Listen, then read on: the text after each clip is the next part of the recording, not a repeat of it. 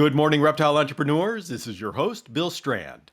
Today, we're going to talk to Josh Willard of Josh's Frogs about how he built a thriving business in the reptile community, enough that he is on the Inc. magazine's 5,000 fastest growing company list. And it all started with a dart frog in his apartment living room. This interview is an important one for me because it touches on the core principles and reasons why I started this podcast in the first place. You look at my tagline, it's creating successful and responsible businesses in the reptile world. Successful would be financially and emotionally. And by that I mean you'd be able to live a comfortable and happy life with a business in the community that you love. And that's for you. That's the first half of the equation. The second half is responsible, and that's for the community. What does your business add to the community? How does it make it a better place? What are your core values? I have known Josh for many years, and I've watched him build his Josh's Frogs business up and become not only financially successful, but also as a firm example of consciously and deliberately using their position to make the community a better place. In this interview, we get an inside look into the core values that drive Josh's Frogs. Welcome, reptile entrepreneurs. This is your host, Bill Strand, and today we are going to be talking to Josh Willard of Josh's Frogs. Now, you know Josh's Frogs as one of the major companies in the reptile community, but today we're going to be taking you back to an apartment living room in Michigan where Josh started. Josh, welcome to the podcast. Thanks a lot, Bill. Glad to be on here. Thanks for offering to chat with me today. It's been a long time since we've seen each other, since the last herping trip we did out in the deserts outside of San Diego. So it's good to see you again, man. Yeah, when a bunch of frog people drive a chameleon guy out into the desert, just make sure you check on that chameleon guy. But nope, everything went great. We had a great time. Josh, you have certainly created a pretty high profile in the reptile community with Josh's Frogs, and that's an impressive feat. But like everything, it starts off small. And I'd like to take us back to where Josh's Frogs started. Well, I guess the passion for live animals started as a young kid. My mother would kick us out of our house, and we had a swamp near there. And she'd say, hey, get off the video games. It's time to go outside and play. And so we'd hang out a lot in that swamp. We'd catch different frogs and snakes and turtles. And my mom had a rule that we could bring anything back home we wanted, but we had to return it the next morning. So we caught quite a few things, kept them overnight, and returned them back to the swamp. And then in high school, I got some exotic animals, so some snakes, a few turtles, that kind of stuff from the local pet store. Really enjoyed keeping that kind of stuff. It was something that I was passionate about and really enjoyed. Then I went off to college, got rid of all the animals because I couldn't keep those in the dorm. And when I graduated from college, got married, and I decided I wanted to get back into that hobby. Wanted to have something to enjoy, like I did when I was a teenager. And the issue was that my wife and I didn't have 2 pennies to rub together at that time. And so I hatched this plan that if I could buy a bunch of stuff in bulk and sell off the extra stuff, I'd be able to take a frog. And so that's what I did. I bought a bunch of stuff in bulk, sold off the excess on some forums at that time. This was a long time ago. And got to keep my take of frogs, and that went really quickly. So I said, hey, I'd like to do another tank. And so bought a bunch more stuff in bulk, sold off the extra, and put up another tank. And just slowly started adding tanks. Never thought that it would be a business or anything. Just was a hobby. It kind of paid for itself for a while, where I was just thinking about like, hey, how can I turn the second bedroom in our 2-bedroom apartment into my little animal man cave with some different frogs and a couple of lizards in there. So just a way to start a hobby without costing our family some financial pain. So. All right. Just so I can dominate my next game of Trivial Pursuit, what was the frog that started it all? What species? That was Dendrobates tinctorius, is the citronella morph. Oh, I met nice. somebody in the parking lot of the Bass Pro Shops in Dundee, and picked up my first frog. So that was the first frog that started it all. All right. So we are now at you having a frog room. How Yeah. did it progress from a frog room to, well, obviously it grew. What was the step Yeah. after that? So, I was enjoying this frog room and started to have issues with keeping that I thought that other people were having. So I started off with the fruit fly media. My wife was like, "Your fruit fly media smells like raw sewage. I don't like that in our house." And so I started doing some experiments on ways to make it not smell so bad, and landed on a recipe that had enough the right mold inhibitors and fungus inhibitors that still produced enough fruit flies that didn't smell like my wife would call it, raw sewage. So I developed that medium. I was like, hey, I think other people would be interested in this. So I started, selling it off. I was making at that time 7 bags of fruit fly media in my kitchen sink at that time, and selling a few every week. That kind of helped me purchase the other fruit fly media ingredients so that I could feed my growing collection. So again, just a way for it to hopefully break even with my ambitions to cram more animals into that extra apartment bedroom at that time. Then we decided to move out of the apartment into a house, and my wife had zero plans for that basement, and so I kind of turned that into not just my man cave room, but my man cave basement. So I had a lot of space down there and just was continuing to grow my love for animals. I got a frog room in there, and then kept another area of the basement for supplies and stuff like that. But I'd bring in extra supplies, sell off the excess so I could get more and more frogs. And so just kind of built a collection because I enjoyed keeping them and wanted a collection of frogs, but Hmm. didn't want to take some of our family's income to grow that hobby, so I just did it on the side, and so that's what I did. No plans to make a business out of it. At that time, was just getting more and more frogs in my basement, frog man cave. And about how many would you say you had at this point? Ooh, that's a great question. Probably around 40 to 50 different tanks of frogs. At that point, in the progression of my hobby, it was breeding quite a bit. So I had a couple hundred tadpoles maybe at the time with, 40 to 50 froglets at the time.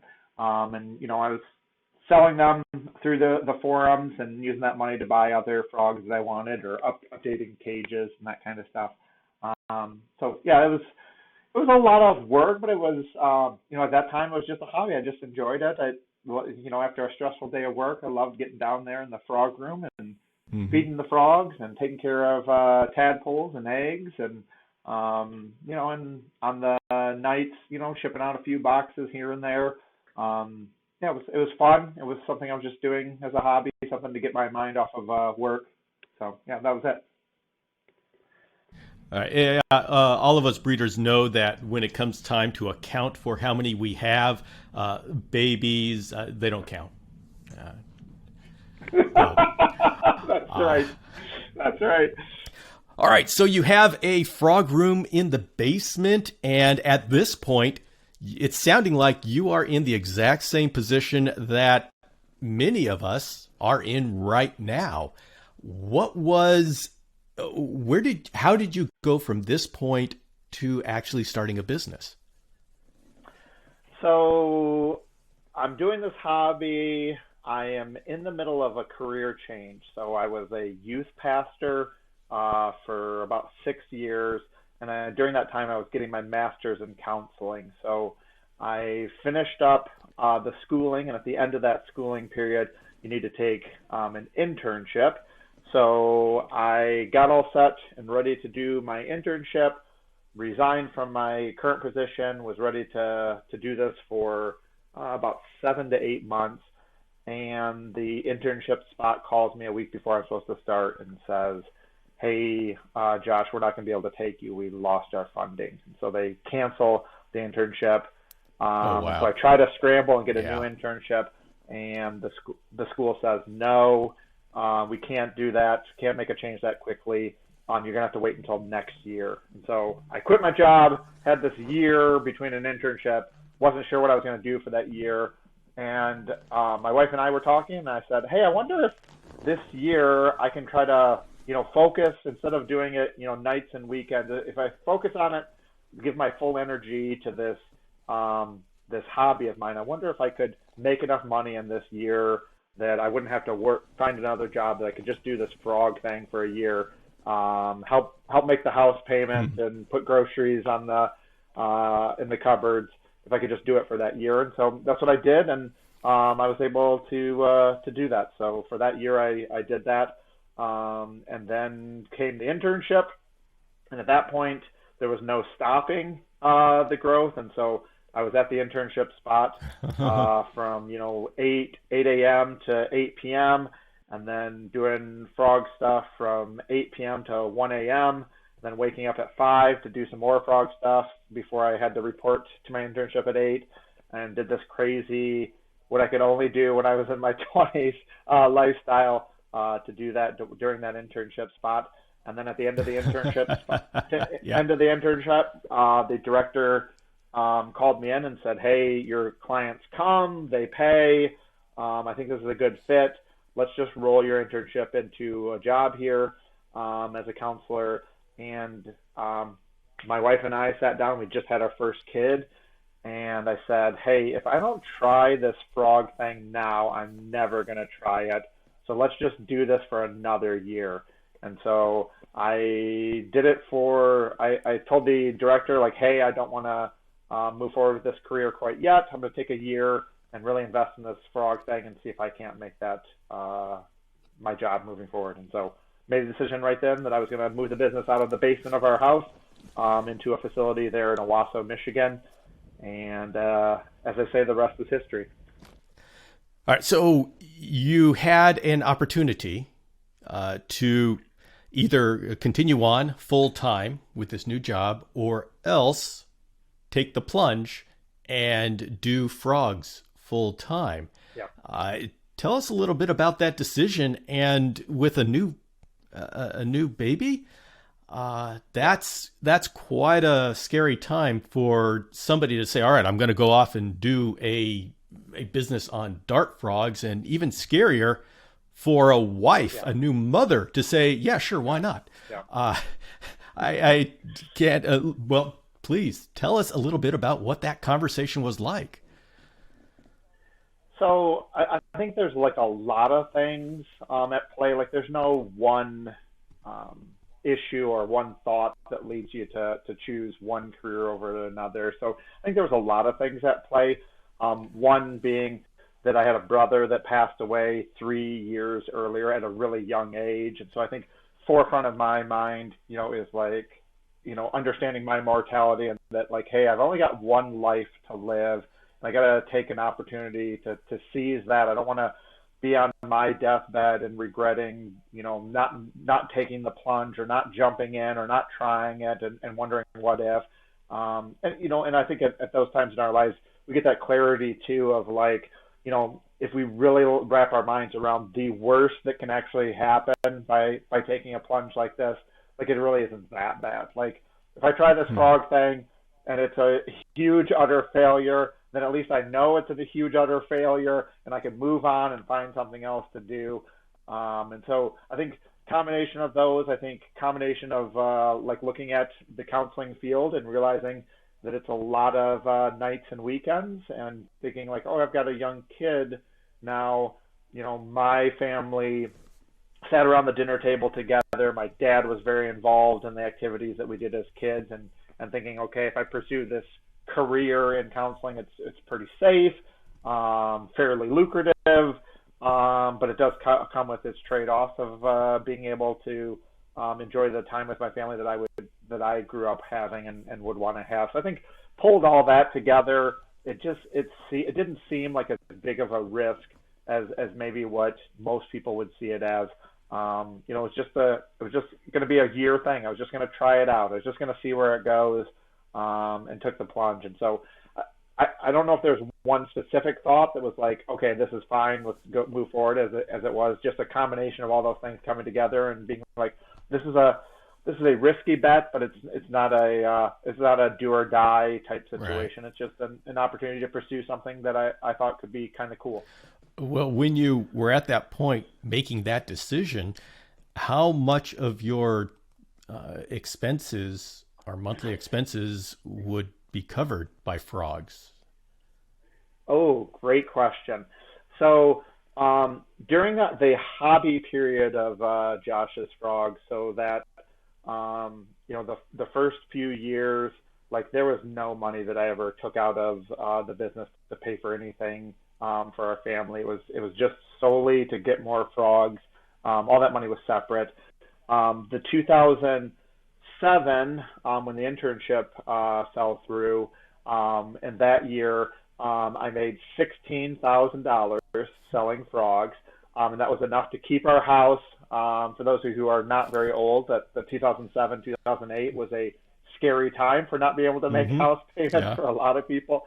So that $16,000 with my wife, who's a teacher, was enough to pull together and be able to make ends meet. In that time, it was tight, but it was able to do that. So when I then having a kid and finishing that internship, you know, like I was looking for at least similar amount of a salary to look at being able to survive that year. So it was very meager at that time. You know, I was fully understanding that, like, hey, it's going to take a lot of time and a lot of energy without a lot of payoff for the next few years as we try to build something together. So wasn't needing to make a ton of money, but you know, we were not in a place where we could just live off of my wife's salary. So needed to make a little bit of money, but didn't need a lot. We were pretty simple living at that time. Yeah. How long did it take before Josh's Frogs was able to cover your basic financial necessities? So with running a business, especially a fast-growing business, and especially a small business, different years can mean different things. So I can remember at the location that we started with in 2008, you know, it comes in cycles. So you start, you bite off this big chunk. So we now have a rent payment. So wasn't doing that before. I was just using my basement. Now we have this rent payment. I'm hiring a couple of employees. That makes it really, really hard to build a business in a way that says, okay, you know, it's not just about bringing something in and selling it, and the difference is what we make. Now I have this nasty thing called overhead, where I've got to pay rent and pay employees that doesn't allow for things to be as simple as they were prior to that. And so starting off, building and trying to grow fast enough so that it scales. So it meant bringing on lots of new products. And when we do that, you take some of that money that you made as profit and you start investing it into the business with the hope that, hey, if we can just get it a little bit larger, then it makes it a little bit easier to cover this overhead with what we're selling. So 2008, 9, 10, those are really slim. And then we start getting, as Jim Collins and Good to Great calls it, the flywheel going. So you're working really hard, not getting a lot of movement. And then you finally get to the point where you catch your wind and you're like, okay, now we're growing, we're becoming more profitable, things are clicking. It's not like we're running uphill anymore. We're just working hard and showing some fruit from that. And we run into a situation where we're like, we've utilized all the space that we could possibly use in the building that we're in now, and we've gone as high as we can possibly go on the shelves, and really decide, like, hey, we need to move out of this building and find another building. And our plan was to wait one more year to do that, to get a little bit bigger so that we could afford a little bit more rent. And then we came across the building that we're in now, with a seller that was really motivated to get somebody into the building. Very large building, and ended up talking with him, and he said, hey, you guys are way too small to take this entire building. Why don't we start with a couple of floors and you can rent them with an option to buy later? So it was a 5-story building. We decided to rent 1.5 floors of that building. And at that time, it doubled our rent payment. And when you double your space, it's not just the rent that doubles, the electricity doubles. Feels like everything doubles at that point. We got into that building, tried to grow, and I can remember that next summer in June being like, man, like we really bit off way more than we could chew. We got to figure out a way to grow a little bit quicker, figure out some ways to cut some costs, or we're not going to be in a good situation coming the end of the year. And so that was another year where, I don't bring home very much money at all that year, investing in the business and trying to figure out how do we make it to move forward. And so rallied our team together and was like, hey, here's the reality of where we're at. From the very beginning, I have been sharing our financials with all of our employees. So all of our employees know all the time how we're doing as a company. They know my salary. I just like to be very transparent with people, and I think that's bore fruit for us. So I'm sharing at that point, like, here's where we are. We got to do some big changes. We got to figure out how we can cover the overhead of us as people, but also the rent for this building and what we want to do. And so started off small, but we continually pushed, and we filled up that 1.5 floors, and then ended up adding a half a floor or a floor every year until we had that entire building, then purchased that building, and then continued to do that the same. So we purchased that building 1.5 years ago, and then just over a year ago purchased the building next to us, and then just this April signed a lease on another facility that's about 20 minutes away from us. So continually adding stuff. I think right now we're at a size as a company where the decisions we make as a company don't affect me on a personal level as much as they did in the past. So like when we moved from our first location to our second location, that means a conversation with me and my wife, like, hey, I'm not going to take a salary. Like we're investing in the business, we're doing this. At our size now, I think that becomes more of a broader picture for us as a company. Like here, we're going to spend some money investing in here.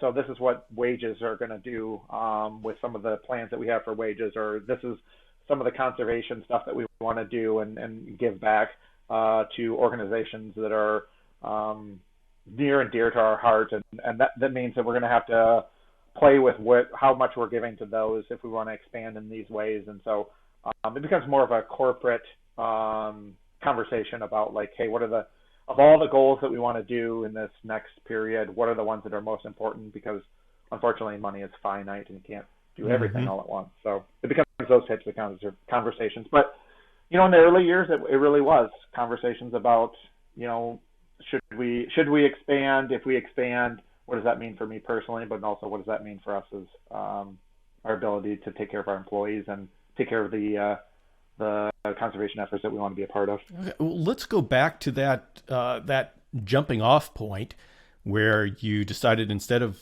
going full time with the after the internship that you were going to go with Josh's Frogs. How much of your business was selling dry goods and how much was selling dart frogs?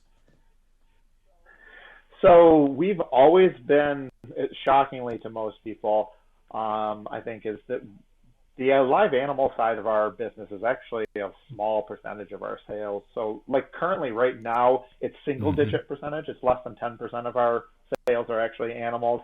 And that's been pretty constant. So I would have said at that time, probably less than 10% of our sales were actually animals. And the bulk of our sales were actually the stuff you need to take care of those animals. That's the way it works with animals. For those of us who do both, when you're selling an animal, you're selling something that needs to eat and needs to be cared for on a regular basis. And so the majority of our sales, vast majority of our sales, 90% plus, has always been the supplies you need to take care of those animals. So that's what it was when you started, and that's what it is now? Yep, yep, yep. Yeah, it fluctuates a little bit, but yeah, pretty much. Yep. 90% plus is not the animals. All right. So your financial advisor would say, why are you doing live animals? I think like a lot of things, Josh's Frogs is more than just being a business than doing the things that are most economical. So we are hobbyists at heart. As we grew, we got to the point where we said like, hey, you know, we're stewards of this hobby. So some of the decisions that we make and things that we decide to do have huge impacts in our hobby. And so to begin with, one of our stances was we said, hey, like most regular everyday keepers of animals don't have a lot of say in whether animals are captive bred or wild caught. Like they can decide not to purchase wild caught animals, or they can, ask breeders to breed certain things, but they don't have a lot of power. Whereas we on our scale do have a lot of power to make those types of decisions and make that type of impact in our hobby. And so we said, hey, it's not a very good business decision. It's not wise. Like we could probably make more money if we brought in a bunch of wild caught animals, quickly moved those on to end consumers. It probably would be a more lucrative business in some ways, and probably a lot easier business and simpler business. But we said, hey, if the hobby we want to pass on to our kids and pass on to our kids' kids is going to be sustainable, we're going to make a good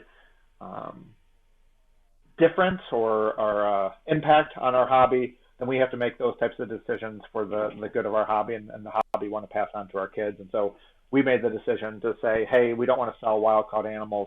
We want to sell captive bred, and we want to do that by breeding our animals, but also partnering with other people that have the same ethos as we have, to partner with them in order to kind of improve our hobby. And we started off with that way, really knowing that it would probably impact the bottom line. And so we were hiring people that were passionate about that, to say, hey, this is the type of career that you can have at Josh's Frogs, and this is the impact you can have. But I think, over the decades and years, we've really seen the fruit of that. When I say like that 90% of our products actually go to not animal sales, that like captive bred animals live longer and eat more and have a much happier life. And I don't know that I would say right now that it hasn't been the most business savvy decision that we made, even though at the time we thought that we would be foregoing some revenue and some profitability. But now looking back on it, with the things that our teams have done on the animal front, and making sure that animals are super healthy and that we're taking care of animals in a way that provides them with larger out of the water sizes, but also longer lives that allows them to continue to be pets for much longer than many wild caught animals are. So looking back on it now, I'd say it was a great business decision, but at the time we were just willing to make that decision just because we were hobbyists and we wanted to impact our hobby in that way. We felt like we had the power to do that, and then therefore we had the responsibility to do that. Well, that is the reason why I brought you on, and something I want to dig into. We all start off this hobby. We love our animals and we start breeding them. And there comes a point where we realize that there's money in the dry goods. It's a lot more difficult to do just breeding. And so you came to a point where you bred your animals, but you're getting more money from the dry goods. And at that point, it takes a lot of resources, time, employees, space, all of these things to actually breed the animals. If you need animals to get people's interest so they come to your place and then they buy the dry goods, which is the age-old strategy for pet stores, you could very easily just bring in a handful of wild caughts every couple weeks, and you would achieve that for much less investment. in resources, time, money, etc. But at some point, you sat down and looked at the numbers, looked at your company, and said, I am going to forego salary, revenue, well, maybe not revenue, but salary, net revenue, Yeah. for doing this. Mm-hmm. And you listed off a lot of, while it's great for the community, it builds, it's better for the customer and such. What is it that made those things so important that you were willing to get less money from your career? Mm-hmm. I think there's an aspect too. Like I don't want to frame it as like it was a decision on my part or specifically me that was doing it. But I think there's something to be said for a group of people coming around and saying like, hey, we're all willing to sacrifice. We're all willing to take the risk, that we all think that this is the best way moving forward. And so I was really lucky that I had a really good team at that point that could really rally around and be like, okay, we understand that we could call up these importers, these exporters, and get a bunch of animals and sell them off, and we'd have this money and we could talk about raises and bonuses. And we have the flip side where we have to build out rooms. We're in the middle of the construction season right now where we have to build rooms and bring in breeders and raise up animals to be breeders, and then we have to cycle them and get them to lay eggs. And in the frog standpoint, we have to care for the tadpoles and stuff like that. So, you know, in a lot of those captive breeding, you're talking a year and a half, 2 years maybe before there's any revenue to come out of that. And I think, like from us as a business, looking at the long term and the impact that we could have, and doing that collectively as a group, and really all being on the same page of like, hey, you know, this is our responsibility because we love this hobby, and the reason that we're foregoing jobs in other fields is because we really, really love this hobby. And when we get to a point where we have the type of scale that we have, like, then we become stewards of that, and the decisions that we make have huge impact. And so I think we just wanted to be able to, you know, at the end of our lives, be like, hey, we made a dent in this hobby, and we changed some things, and we proved out that you can do captive breeding in a way that's ethical, and in a way that's successful as well too. So yeah, it was more of I think it's the peer pressure of being in a room and saying, hey, we have the opportunity to make this change in our hobby. Are we all willing to say, hey, yeah, let's do it? And so in our case, we were lucky enough to have the right people on the team that said, yeah, let's do this. Let's make this stand. Okay, I did not realize that the employees had such a strong hand in the direction of the company. So yeah. It's not just you on your white horse. You've got an entire company that believes in this. Yeah. Yep. It's interesting. We have 3 core values. So we have integrity, that we are one team, and that we are constantly growing. And so I read off we have 2 paragraphs on each core value, and I read every Wednesday. Every Wednesday I read off one of the core values. So every 3 weeks we read off the integrity one, and right in the middle of that paragraph is, hey, we could make more money, probably be more lucrative if we did bringing in wild caught animals, but we've made a decision to invest in conservation through commercialization, and that's the way we're moving forward. And we say we're willing to lose money on that. And so new employees get that from the get-go, and then they get reminded of it every 3 weeks that that's the direction that we're headed. If you're not interested in that, there are plenty of other places that if you're trying to just maximize the most amount of money you can make in the pet industry, there might be some other places to do that. But this is the hill we're going to die on. We're not going to we're going to make that type of difference in our hobby. So yes, it's the people that we hire are signing up for that, are saying, yeah, I believe in that mission, I want to do that. And then we're reminding them on a regular basis that we've all agreed to this is what we're doing. All right, so going forward in this interview, it's not me asking you what you've decided, but me asking what Josh's Frogs has decided. Yeah, very much so. Very much so. So I will ask. The Josh's Frogs team has decided on a number of different outreaches, Hmm. conservation, and Yep. support of the community. What kind of things has your team decided to support in the community? So we do have a couple of projects where we tie specific animal sales to helping out in the natural habitat. So I'll start with the first one on the mantella. So I was in conversations with amphibian arc people, and they said, "Hey, Josh, we see that you're focusing on captive breeding of poison dart frogs. There are tons and tons of mantellas that are coming into the hobby wild caught. We'd really like you to focus on breeding those and trying to curb the wild caught need for those frogs." And so I forwarded that email on to our team, but pretty much told Amphibian Arc like, hey, those frogs are coming in at $17 a piece as adults. Like it's just, I don't know that we could ever do that.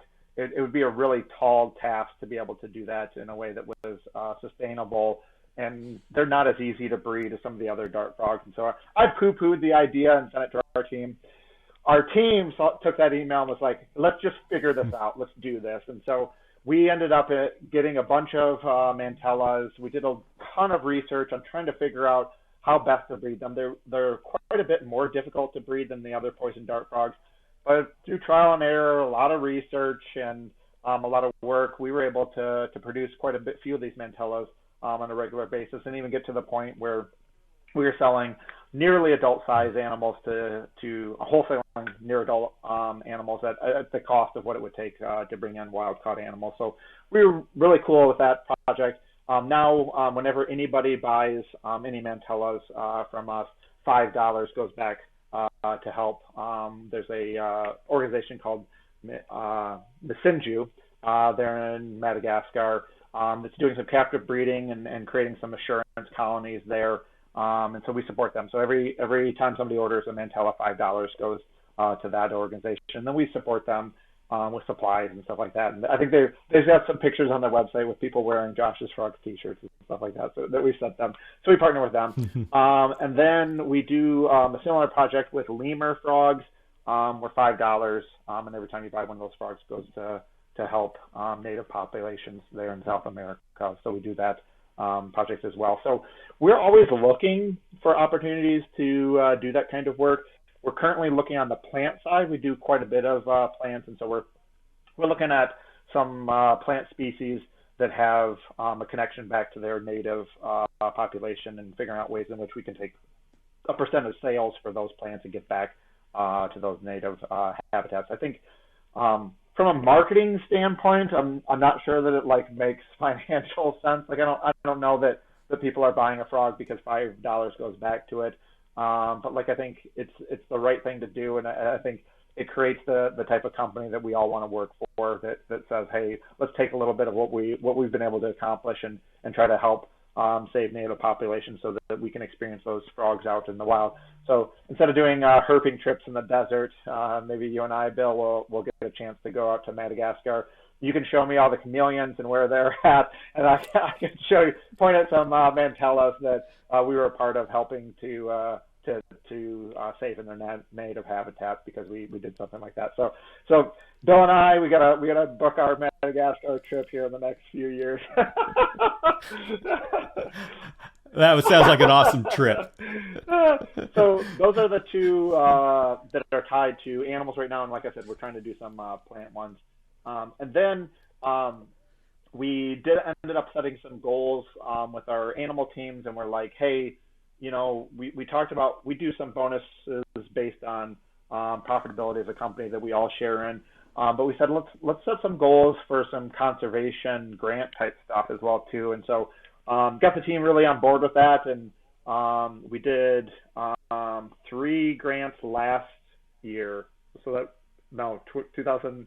The pandemic messes me up. So we did 2020. So we did 3 grants that year for a total of 2,500 that we were able to give out. And then we set some more ambitious goals. And this last year, we were able to give out 5,500 in conservation grants. So it's kind of cool. We have organizations that are working with some of the types of animals that we work with. and we have them apply, tell us how they would use the money. We take that huge pool of grant requests that are made, and we whittle it down, and then we send it out to our community, our fans, our customers, and they get to vote on what project best deserves that type of money. And so we're looking at continually increasing that year over year. Like, I just feel like I want to make the connection between the stuff that we're doing in our living rooms and our bedrooms with our animals to what's happening outside in the wild. And the more we can do those types of things as a hobby, I think the better our hobby is. And I think connecting what we do on a daily basis to what's happening outside our world is just so very important. So something that I'm passionate about, but the people on our team are really passionate about, because, I mean, very easily we could have turned any of those projects into bonuses or wage increases, and just have a really stellar team that's really interested in finding ways to give back. So really cool people. Yeah, to have a team that is sitting there making a decision as to, instead of a bonus, I want to support conservation, and to have a whole company of people like that, that is showing us in the reptile community what we can have if we just decide to do it. Yeah. What is in your future? And by your future, I mean the future of Josh's Frogs, the team. So we grew a lot.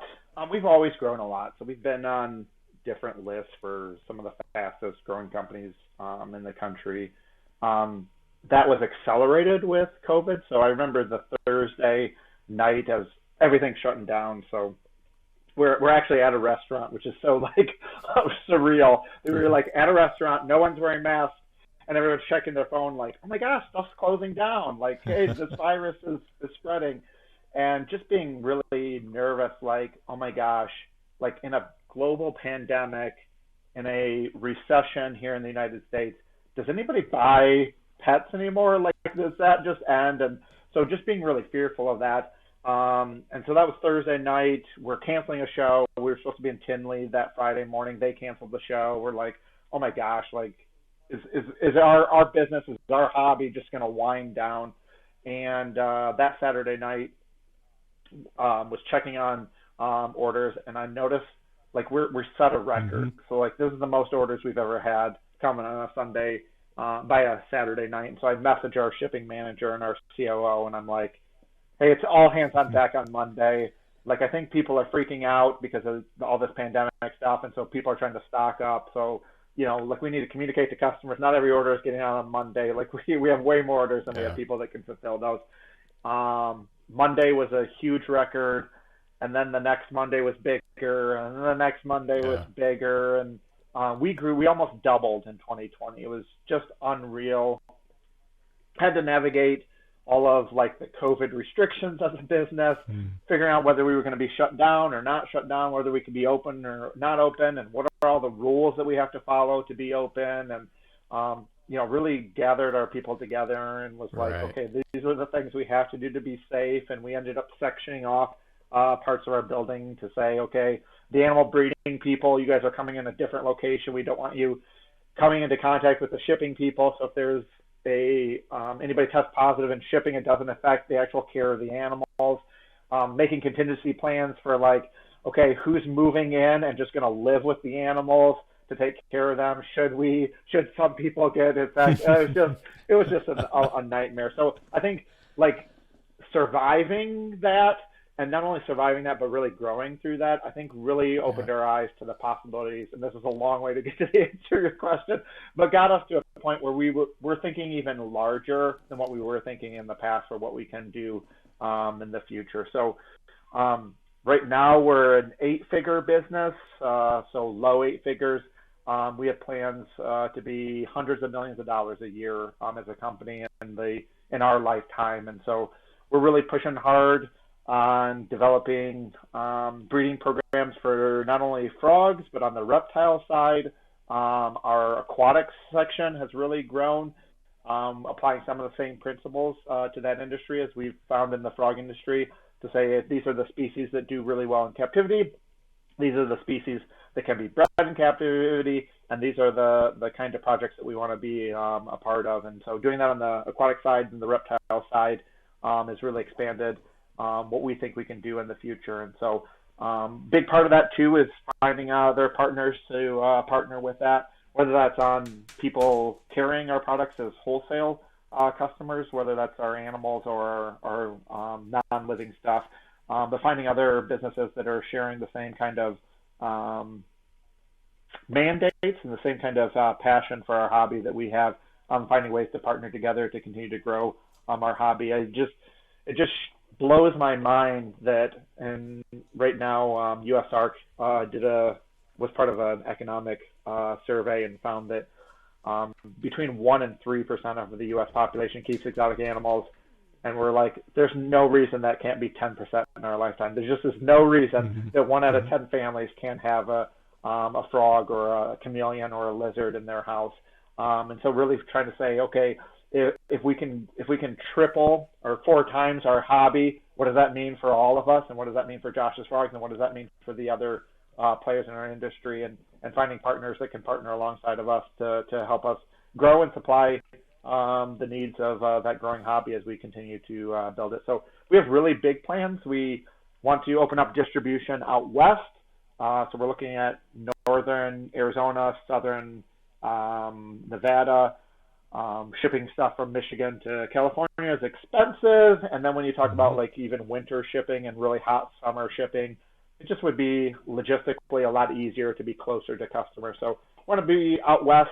We want to do in the southeast. We want to be able to hit Florida and Texas with 2-day ground service to get stuff to people a little bit quicker and a little bit safer, and maintaining the same temperature through transit. So really looking to expand that way, and then those locations give us opportunities too to do some stuff outside.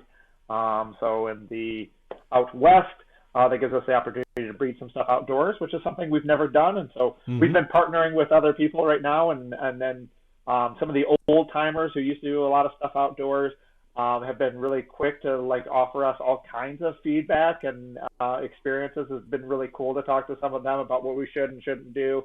And then when we get to the southeast, doing some stuff outside, but then really expanding our plant offerings down there. We're in the nursery belt down there, as opposed to doing it in a greenhouse here in Michigan. So we really have plans to really expand in some cool ways that serve our customers well, but also make our products more accessible to a bigger group of people. So so we really want to grow a lot and really want to partner with a lot more people in our industry in order to build out that type of infrastructure and that much product. All right. Well, anybody in the reptile industry knows what 2020 brought, and that was an unparalleled increase in interest in the reptile keeping hobby. There are a number of opportunities for entrepreneurs within the reptile community to step up to the plate and start a business. That growth will be strong if we care about our reptiles and we have them in the front of our mind, the welfare of the reptiles in the front of our mind. That's how we build strong businesses. Well, I'd like to ask you, how can we, as entrepreneurs, keep that passion, keep that love, like you did as we start off? We're just trying to make ends meet, and so there isn't a whole lot of room for doing grants or being altruistic. But there comes a point where we do have our needs met, and then we have the decision: how much money do we bring into our personal enrichment, and when do we start giving back to the community? And I know there isn't any one answer, but could you give your perspective and your insight into that decision, that once we get to that point, what should we consider? I guess one of the things I like to mention whenever I get an opportunity to talk in this manner is like we've got to get beyond the point, and I would say most of the people that have been in the hobby or in the business side of the hobby for a few years get to this point, but especially the people that are newer to the business side of animal keeping, is that we've got to see each other not as competitors but as partners. And like I think before the pandemic started, there was plenty of opportunity in our hobby. After the pandemic, there is so much opportunity. A large national pet chain contacted us asking for tens of thousands of animals. Like the need is just like huge. There just is not as many animals being produced as need to be produced. There's no reason that anybody should be starting a business and thinking like, oh, hey, how can I knock off somebody else? There's just plenty of opportunity. And I think being willing to have conversations with other people in the industry, I think that some of the newer people to the business side of animals and newer side of our hobby will find that a lot of the people in our hobby are really open to having those types of conversations and talking about what are the pitfalls that some of us ran into at the very beginning. Because like I said, like we're moving from 1% to 3% of the population keeping exotic animals, and we'd like to get to 10%.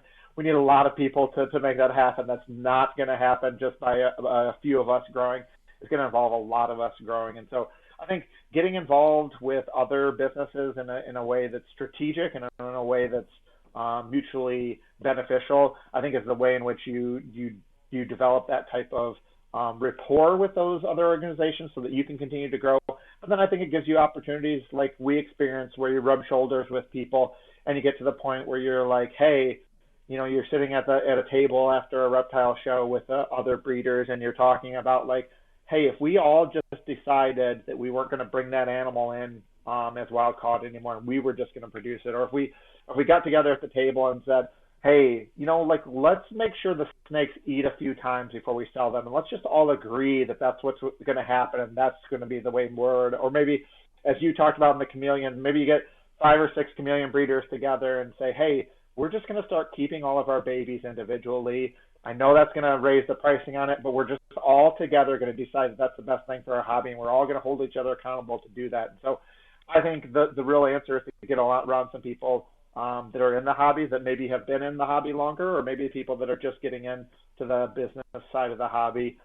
Get around those types of people and really make decisions to move our business and our hobby forward, because I think there's plenty of opportunity, and with that opportunity comes responsibility to give a hobby to our kids that's worth giving to them, that's growing and thriving and making an impact in our world. And so I think some people, you might not be able to raise, as a one man or one woman operation, be able to raise enough money to help conservation. But I think the more you partner with other people in that regard, gives you opportunities to change our hobby here locally, and hopefully in the future internationally as well too. Josh, I want to thank you so much for coming on and sharing openly and freely about your business, your growth, and your philosophy.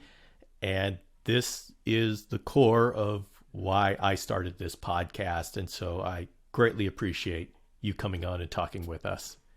Thanks a lot, Bill. Really enjoyed it. And I've really enjoyed listening to the episodes you've done so far. And I'm subscribed and looking forward to meeting some people through podcasts that you do. And so I'm really thankful for what you do in our hobby and really thankful for this podcast. Thanks a lot, Bill. Thank you, Josh, for those kind words and for coming on and sharing with us so openly. There are a number of things that we all can take away from this. It wasn't that long that Josh started his company, and there are a number of companies that were around that would sell dart frogs and sell dry goods. But he built a very successful business anyways, and those other companies, they're still around. What this is telling us is that if you've got an inspiration to have a certain kind of business and that's your passion, don't worry if there are other people doing it. Go ahead and start. Do your own thing. Be on your own path. You can still do dry goods. You can still sell lighting, caging, breeding animals. Just don't copy what somebody's doing exactly. But there's a huge market of people out there looking for quality captive bred reptiles and the equipment. So you don't have to waste your time fighting people that are already established in some misguided sense that you have to battle them to take their place. No, you can create an entirely new company, a new position. We need you to create a new position to help with all the people coming into the reptile community. But more importantly, Josh has shown and continues to show that you can be a company with values. The bottom line is, he would be more profitable if he gave up on this captive bred animal thing and just brought in imports.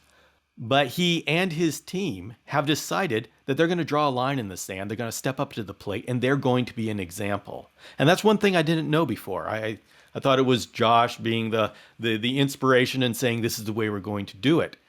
But no, it's the entire company that decides that they are behind these values.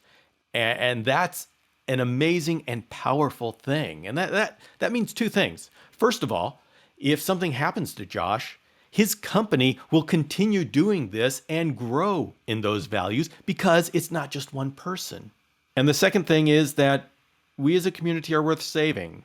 And I don't mean that dramatically. If we were just here harvesting profits from animals, I wouldn't want to do this podcast. I wouldn't want to be part of this. I wouldn't want to encourage it. It would just be depressing. But if we can build businesses with people who have looked at their reptiles with a sense of amazement and wonder, and we're able to keep that amazement and wonder as we grow our businesses, as we get to the points where we're bringing in 8 digits worth of revenue, then it's worth doing. And of course, this isn't a surprise to me that a company like Josh's Frogs exists.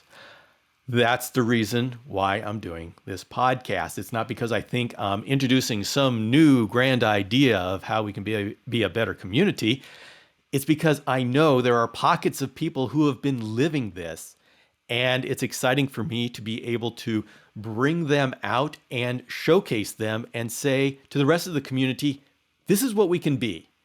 Imagine a whole community filled with businesses that care deeply about the reptiles and want to do something about it in the real world, in the bigger world, the conservation, in the wild areas. Now that is something worth building. That's what I want to be part of. That's what this podcast is all about. And to Josh and the entire team at Josh's Frogs, I want to thank you for being an example of what we can be. And to everyone I say, we have an opportunity to do great things with the community that's growing around us. I can't tell you how incredible it is for me to be able to bring you these many stories of ingenuity, determination, and passion. I will continue to do my job in bringing you these stories. Please take these as inspiration and build your own successful and responsible business so that in a year or two, I'm interviewing you here. But of course, don't wait that long. Let me know what you're doing. I love to hear about the journey. And so, take care of yourself, take care of our reptile community, and let's see what we can build.